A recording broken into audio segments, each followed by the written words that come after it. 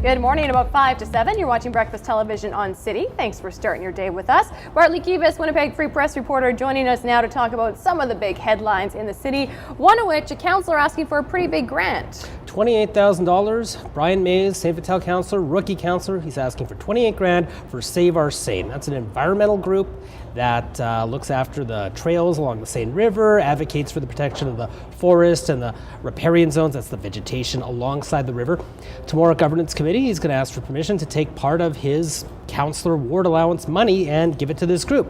Now, if you recall, just a couple weeks ago, City Council was debating whether or not councillors should get an additional 40 grand to spend on pretty much whatever the heck they want in terms of their executive assistants or office furniture or mail-outs or community groups. And council, after a heated debate, decided, yeah, okay, sure, you'll each get 40 grand more, taking it up from $74K to $114,000 a year. And now Brian Mays is quick out of the gate going, you know, if that extra 28 grand, let's give it away real quick.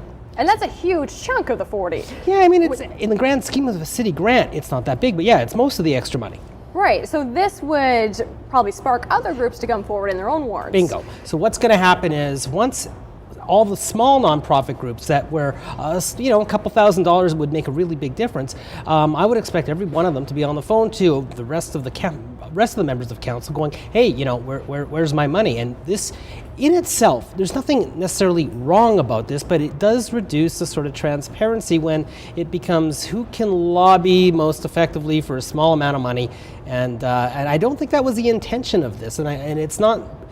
It doesn't appear that they really thought through this sort of side effect. So councillors really can do what they want with that money, whether it's give it away or spend it on administration. If it is more than 5 grand, it has to go to the governance committee, which makes sure that it's an appropriate grant, but effectively it's a rubber stamp unless somebody's trying to give money to like their brother's phony foundation or something like that. I'm just making up some sort of possibility. Okay, so expect it to go through tomorrow. You betcha.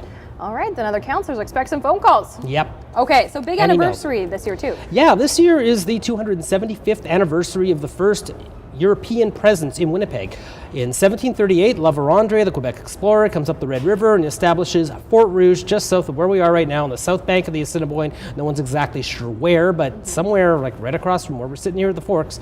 And this is important because, I mean, after Fort Rouge, we had Fort Gibraltar, then it was Fort Garry, and then Winnipeg. So this is sort of the establishment of Winnipeg, unless you are an Indigenous person going, wait a sec, no, we were here for thousands of years, and this is also the 250th anniversary, the British coming up with something called the Royal Proclamation, saying, you know what, if we're going to settle any lands in the western part of North America, there has to be a treaty first. It's also like the 140th, 141st anniversary for the city of Winnipeg, and about 40 years since, actually 140th anniversary for the city of Winnipeg this year, and on the 39th, 41st, now I'm confusing myself, on Unicity, when the city amalgamated with its suburbs. So a lot of anniversaries this year. Yeah, it is a big year. Lots of anniversaries, lots of things to celebrate. Well, thank you so much, and we'll have the update on that grant approval tomorrow morning right here on Breakfast Television during our City News. Stick with us.